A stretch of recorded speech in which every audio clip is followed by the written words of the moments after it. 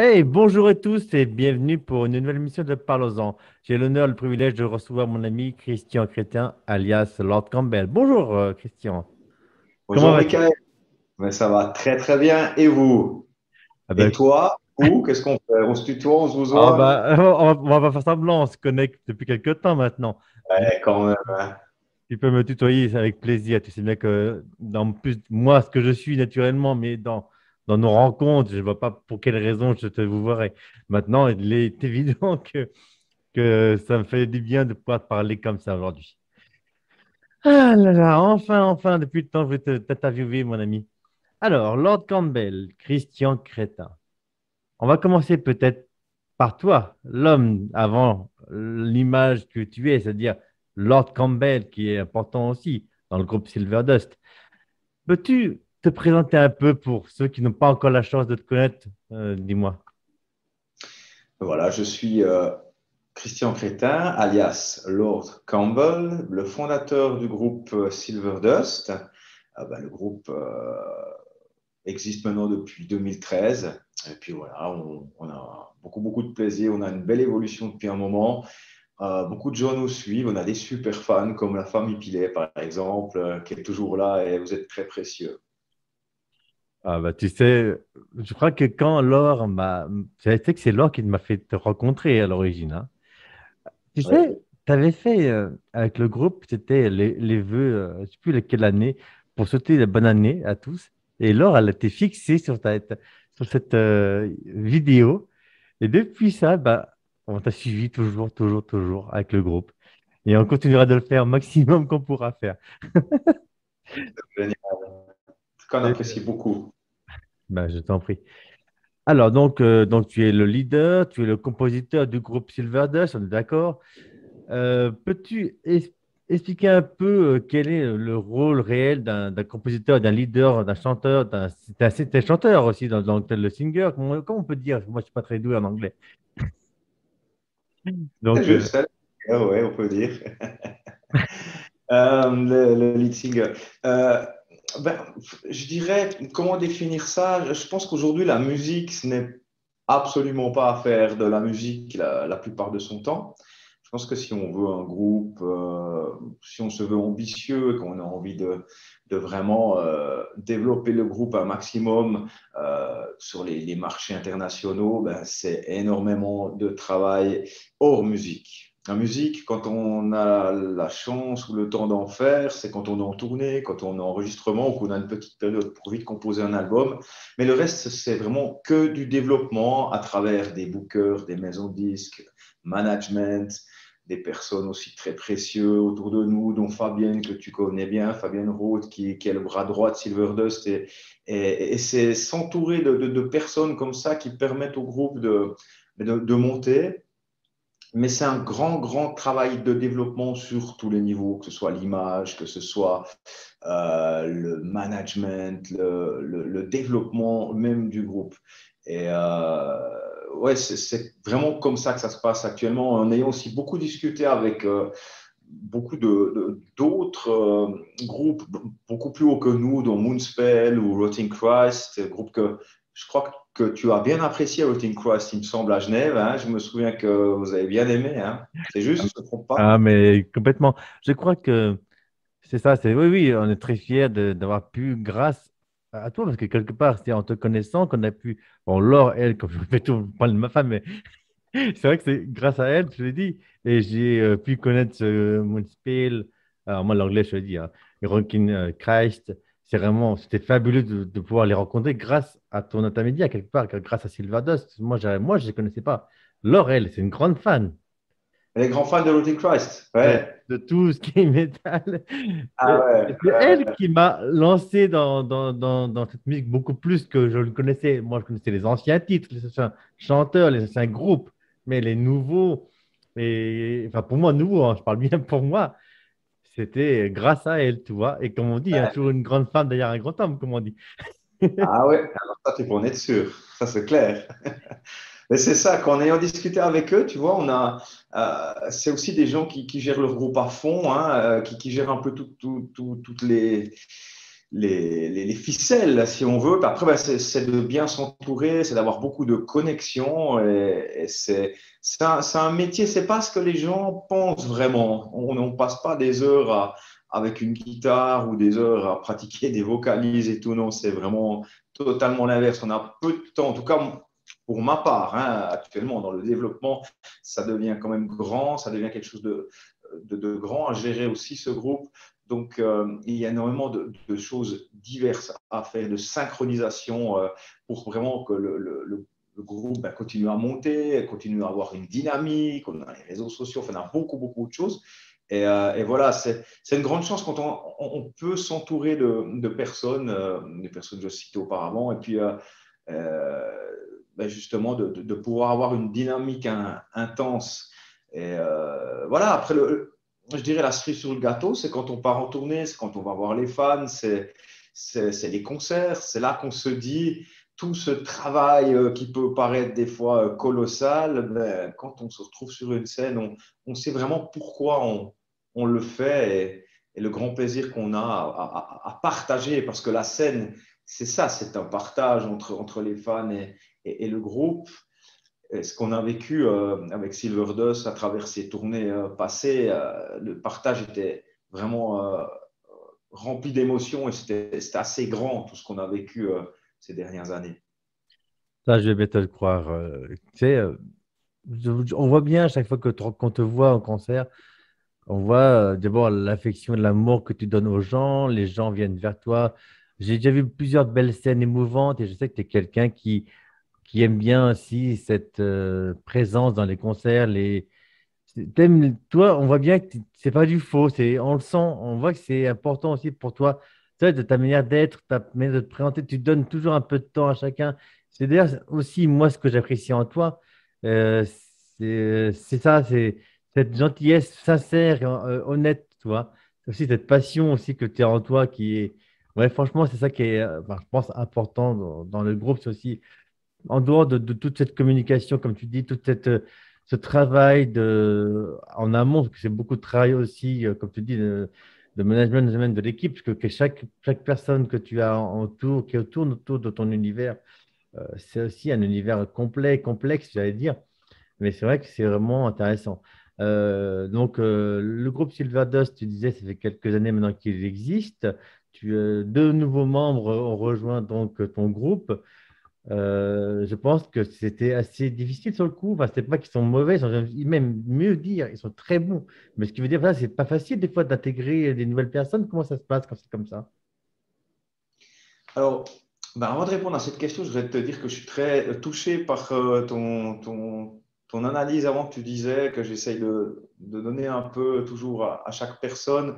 Je ne te cache pas que chaque concert, j'ai toujours un peu une frustration à la fin parce que j'aimerais passer plus de temps avec chaque personne qui sont là, qui ont pris du temps pour venir nous voir, qui ont payé un billet et tout. Je suis toujours frustré parce que j'aimerais donner plus de temps. J'aimerais finir la soirée avec tout le monde, en fait. Et puis, malheureusement, c'est des choses qui ne sont pas possibles. Mais je suis très touché justement par ce que je vois sur les réseaux sociaux, souvent après un concert. Et c'est aussi l'échange qu'on a ensemble. Euh, Merci pour cette analyse parce que j'aimerais vraiment qu'on comprenne que Silverdust, c'est une famille. On n'est pas des gens prétentieux et on aime prendre le temps pour chaque personne. Et surtout, on est très conscient que sans les fans, nous ne sommes absolument rien. Et ça, euh, je pense qu'il faut se dire que la réussite d'un groupe, la réussite d'un concert, la réussite d'une soirée, c'est tout le monde. C'est ce qu'on crée tous ensemble. C'est l'énergie que l'on échange ensemble à travers le public, à travers le groupe.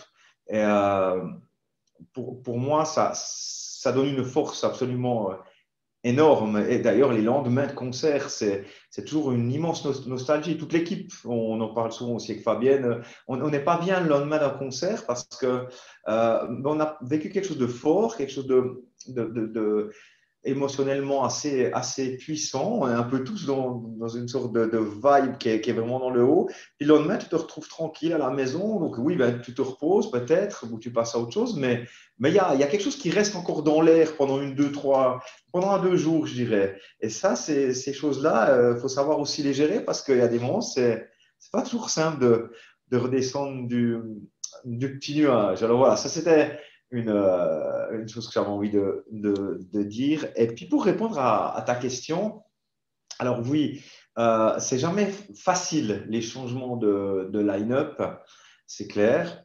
Après, je pense que ce qui est important, c'est que quand on ne tire plus à la même corde, ou alors peut-être qu'on n'a plus les mêmes ambitions, peut-être quand on n'a peut-être même plus les épaules non plus pour tenir un certain rang, parce que sans prétention, pour jouer dans Silverdust, ben, il faut des épaules comme ça, voire comme ça, parce que ça demande un immense investissement. Donc je pense que ce qui est intéressant, c'est que les choses se sont faites toujours naturellement, les changements, pas toujours dans des circonstances toujours très agréables, mais ça, c'est notre histoire.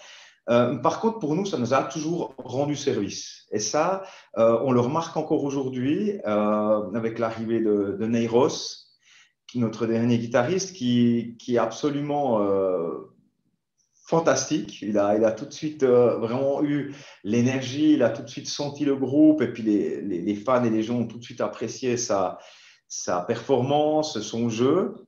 Et ben nous, je dois dire que ça nous a aussi redonné un coup de pied dans les fesses, parce qu'on ne s'endort pas à travers ce qu'on fait, mais disons que voilà, ça nous a donné aussi une nouvelle énergie, on a une ambiance très très saine, très détendue, et je pense que le groupe n'a jamais été autant soudé, mais aussi bon qu'actuellement à tous les niveaux.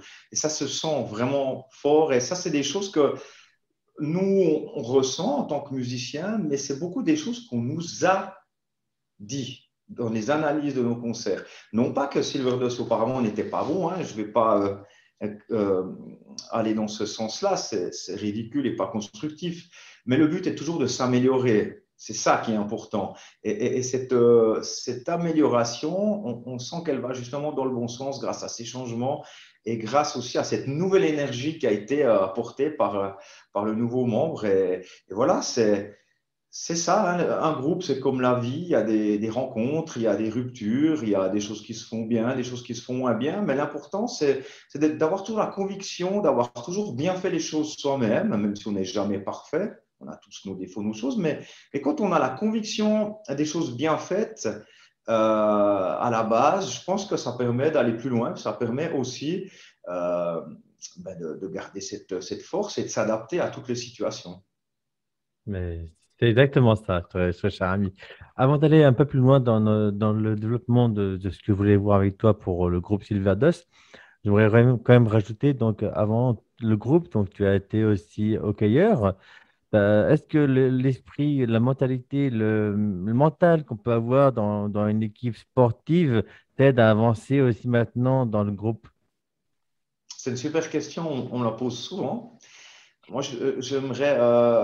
Ouais, je pense que ça m'a beaucoup, beaucoup influencé dans ma discipline de vie, dans mon organisation, dans ma ténacité. C'est vrai que ben, le poste de gardien de hockey, hein, c'est ce que j'étais, gardien. Alors, la première chose, c'est qu'on apprend à souffrir physiquement, parce qu'on prend beaucoup de pucks, on prend beaucoup, beaucoup de coups. Il y a tout l'aspect aussi de l'entraînement physique lui-même et technique. On a l'aspect mental.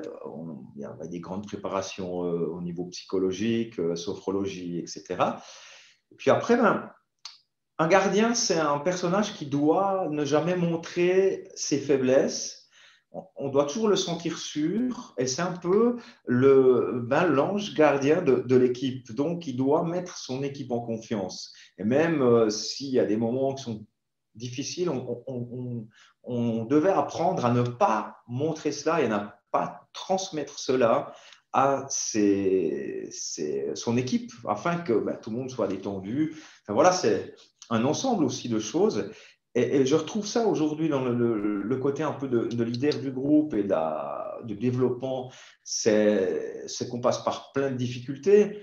Alors, je ne te cache pas qu'il y a deux grandes différences avec le sport. C'est qu'en sport, si on est bon et si on n'a pas de blessure ou quelque chose, on fait une carrière. C'est clair. en musique, je connais tellement de gens ou de personnes qui sont tellement talentueuses, qui font des choses absolument gigantesques et malheureusement, qui n'ont pas la chance de pouvoir montrer leur talent vraiment. Et ben, il y a ce côté un peu injuste parfois. C'est un autre milieu, c'est quelque chose de beaucoup plus difficile.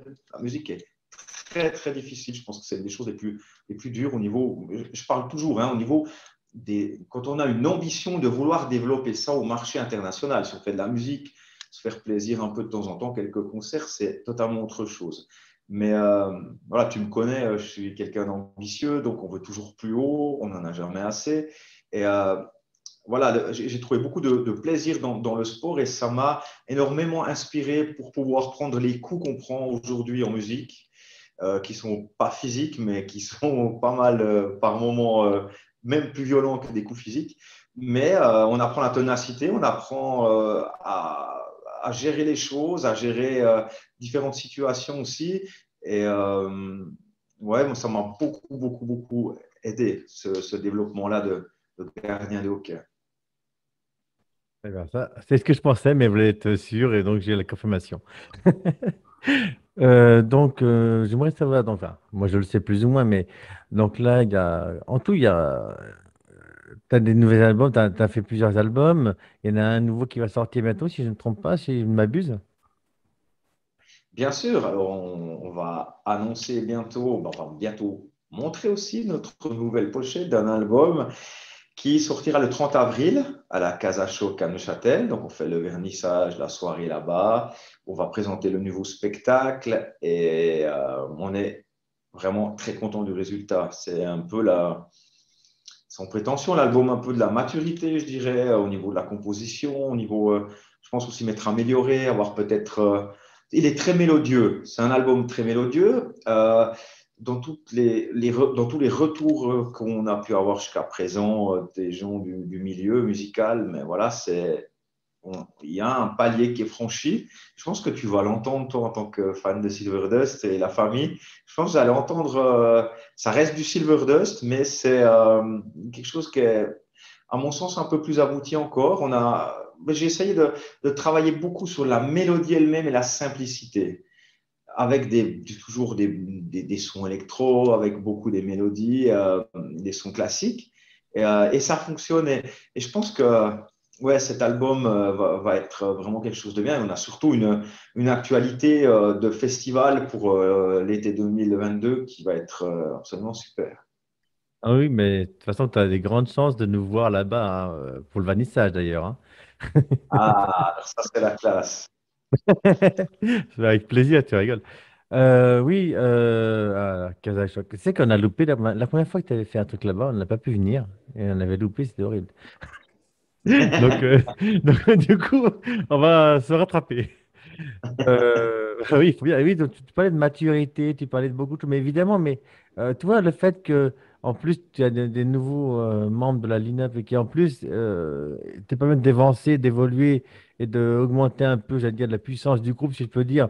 Il y a eu des arrangements de certains morceaux qu'on connaissait par cœur, et c'est vrai que quand on est venu te voir, bon, on n'a pas pu te voir, c'était lors du dernier concert que tu as fait, mais c'est vrai que malgré tout, j'ai trouvé ça super intéressant. Les nouveaux arrangements sont vraiment fabuleux en fait. Et j'imagine que du coup, tu as dû partir dans le même sens pour le nouvel album en fait. C'est-à-dire avec ces nouvelles mélodies, tout ça, enfin voilà quoi. Euh, le 19, tu as quelque chose qui se passe, si je pense, tu as encore quelque chose le 19 là, hein? Oui, oui, oui, oui. On a trois dates maintenant qui vont suivre, hein, qui seront les derniers concerts en électrique de Silverdust et les derniers concerts du show, du spectacle House 21, hein, l'album qui est sorti maintenant il y a un moment. Donc, ce sera le 19 novembre à la CUFA à Nice. On aura le 25 à l'usine à Genève, 25 novembre. Après, le 27 novembre, ce sera à Orbe, au Puisoir.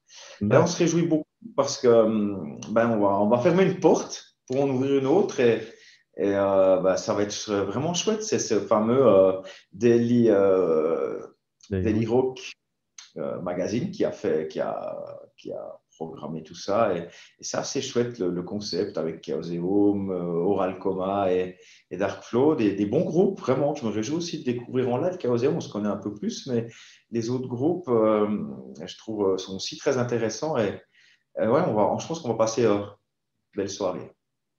D'accord, hein, j'imagine bien, j'espère pour toi, si je te le souhaite. Voilà, on ne sera pas là, par contre, on ne va pas de fête partout. Mais oui, oui, évidemment. Sinon, il y a aussi un grand événement qui se profile, si je ne me trompe pas. Est-ce que tu peux en parler un petit peu? En Espagne. L'événement de... Moi, j'ai pas bien compris. Il y a un grand événement qui se profile pour ton groupe. Ah, ouais. Et donc, bah ouais, Oui, c'est normal, hein. Écoute, c'est compliqué parce qu'il y a des choses qu'on ne peut pas encore dire. Euh, Tout ce que je peux dire, ben, c'est que ça va être quelque chose de grandiose, ça c'est sûr. Et puis, on est sur un grand événement et puis un deuxième aussi. On est en discussion pour d'autres choses assez sympathiques pour l'automne. Le premier événement, ce sera pour l'été. Et bon, on se réjouit d'annoncer ça, bien sûr. Après, ben, comme je l'avais déjà annoncé, on a la chance de pouvoir avoir quelques jolies choses, hein, avec ce concert en Espagne au mois de juin. Donc, la tournée des festivals 2022, on a la chance de jouer avec Scorpion, Whitesnake Europe, on sera avec Avatar, Ginger, Black Label Society. C'est des groupes absolument incroyables qui sont pour moi des références et auxquels je suis quand même influencé. Euh, on a le fameux concert avec Alice Cooper et Johnny Depp, les Hollywood Vampires, ça ce sera en août. Et puis plein d'autres trucs aussi qui sont sur notre site internet. Mais c'est vrai que cette année, elle va être très spéciale et on est très content de voir en fait que ces engagements dans ces grands festivals nous font aussi nous rendre compte que le groupe a grandi et c'est dur de pouvoir aller dans de tels festivals. Il y a tellement de monde qui sont sur les starting blocks et là, quand on réussit à pouvoir programmer quelque chose comme ça, on se dit, ben ouais, on a des moments où on se dit, ben ouais, là, le groupe a grandi quand même. a grandi, a pris de la maturité, a bien évolué dans le bon sens. Et justement, bah, c'est ça, c'est que tu travailles dur, tu vas à fond, tu veux avancer, tu as des projets bien précis et on voit que tu te donnes à fond pour y arriver. Et c'est ça, je pense, la meilleure solution pour un groupe qui veut aller plus haut, plus haut, plus fort, hein. Je ne vais pas dire que je vais prendre Fort Boyard, mais c'est un peu ça, quoi. Quelque part, on se donne toujours à fond. Puis c'est ça qui est, c'est fabuleux de voir comment tu as évolué depuis toutes ces années et de voir que tu continues de t'accrocher à cette envie, cette ambition, quelque part, d'aller le plus haut possible. Et ça, c'est super. En fait, c'est ça qui fait aussi qui fait qu'aujourd'hui, on t'aime encore beaucoup plus, même, parce qu'on voit que tu es quelqu'un qui est là et qui donne à fond, quoi. C'est un espoir pour beaucoup, tu sais. C'est vraiment gentil. Mais tu sais, j'ai de la chance d'avoir aussi un bel entourage. Ça aide parce on peut donner beaucoup, puis se retrouver des fois bien seul, hein, malgré tout. Mais c'est un ensemble. Comme je citais avant Fabienne, qui est là depuis le début. Il y a les musiciens aussi, Thomas, qui est là depuis le tout Ah début bah oui. aussi du projet. Kurgan, on a l'arrivée de Neiros, on a Magma qui est aussi fantastique. Donc, c'est un ensemble. Il y a aussi Salvo, notre manager. Il y a Vincent Devaux aussi qui nous aide pour le booking international. Donc, on a du monde, des Mhm. personnes aussi au niveau des labels internationaux. Voilà, il y a toute une structure derrière et c'est vrai que sans tous ces gens, ben, je pourrais encore ramer longtemps. C'est grâce aussi à eux, quoi, forcément. Et aussi qu'ils aiment ma musique et qu'ils croient en moi parce que voilà, on peut être à la base d'un projet, on peut proposer des choses, mais c'est pas évident aussi de faire envie, d'avoir confiance, d'avoir confiance, hein, et aussi d'aller de l'avant sur ces choses. Et tout ce qui s'est réalisé jusqu'à maintenant, c'est grâce à toutes ces personnes qui ont cru, qui ont travaillé là-dessus, puis qui ont dit ouais, on te suit, on y va. Et ça, pour moi, c'est une chance absolument énorme d'avoir tous ces gens. Eh bien oui, c'est vrai, tu as entièrement raison. Et donc, je me disais aussi, bah ouais, mais c'est ça, il y a le travail maintenant. Est-ce que tu essaies toujours, hein, c'est moi qui pense ça, j'ai aucunement. j'ai l'impression que tu essaies toujours de réfléchir, avoir, j'allais dire, un coup à l'avance, voire deux. Enfin, tu travailles tout le temps pour y arriver, c'est ça, ça se voit. Donc, euh, maintenant, j'ai une question, Christian, Lord Campbell. Donc, tu travailles déjà sur encore après le nouvel album déjà? Tu es déjà en train de... J'ose imaginer. Tu vois, tu es vraiment observateur, tu as totalement raison. J'essaie toujours d'avoir quelques coups d'avance. On fait des plans de travail aussi avec 1 à 2 années de planification. Voilà, c'est ça. C'est ça, ce milieu, cette façon de développer le groupe demande justement de penser toujours en avance. Et même quand on pense en avance, malheureusement, on est quand même toujours pas assez rapide. Mais c'est ça, oui, oui, bien sûr. Ben, ouais, je suis déjà en train d'écrire des choses pour un autre album. J'ai déjà beaucoup de morceaux aussi. Euh, mais surtout, on est actuellement sur un travail d'acoustique. C'est-à-dire que j'ai réactualisé, réarrangé pas mal de morceaux, en tout cas une quinzaine de morceaux de Silverdust, en acoustique. Pour moi, j'avais envie qu'on développe ça aussi. On aura un look un peu différent, tu verras. Et pour marquer vraiment la différence au niveau de l'acoustique et l'électrique. Et ben voilà, les gars ont bien aimé ces arrangements. Je suis arrivé avec ces propositions, on s'est assis.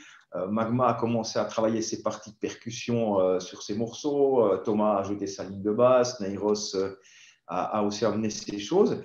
Et mais là, maintenant, on a vraiment un set acoustique qui est vraiment superbe. Et on aimerait en faire aussi un album. Donc, le but, ce sera l'album électrique, le prochain, le 30 avril, mais on a envie aussi, fin 2022, début 2023, de sortir aussi un album acoustique. Pour aussi pouvoir profiter de peut-être des plus petites salles ou des endroits où on peut se produire un peu plus. Il faut aussi qu'on s'habitue par rapport aussi au temps qu'on vit actuellement. On sait que les temps ont changé. On ne pourra peut-être plus faire tout ce qu'on voulait avant. En tout cas, ça va prendre aussi un certain moment. Mais c'est d'avoir des possibilités différentes de se produire aussi. Après, je ne te cache pas que l'acoustique m'a toujours attiré. Et voilà, on aime bien aussi jouer dans des choses, des configurations simples et des endroits aussi petits. C'est aussi génial. Eh ben. Tu as fait aussi des hymnes, dire, tu es quand même fier de ton équipe, hein, et donc tu as déjà joué aussi là-bas, donc ça va être... Quel était, enfin, on va pas traîner trop longtemps là-dessus, mais j'adore quand même, quand j'ai vu ce que tu as fait, ça m'a fait, on voyait que c'était pour toi important de retourner sur ce lieu important et mythique pour toi, et tu suis souvent l'actualité de ton équipe. Et c'est vrai que je vois aussi quand tu joues, quand tu as fait l'entrée, de- je vois que les gens ils adorent, c'est quand même fabuleux quand même de pouvoir faire ça, non? Ouais, vraiment. C'est beaucoup d'émotions parce que ben, ce club m'a fait grandir, m'a beaucoup apporté, c'est mon club de cœur. Et puis, ben, quand ils m'ont demandé de faire ces chants au début des matchs, c'était beaucoup d'émotions, hein. C'est un partage avec le public, avec des nouveaux supporters aussi qui ne savent peut-être pas, qui ne savaient peut-être pas qui était Kiki Crétin à ce moment-là. On leur a expliqué. Et puis une équipe aussi qui joue avec son cœur. On voit que c'est compliqué pour eux, mais on le savait, cette montée en Liga.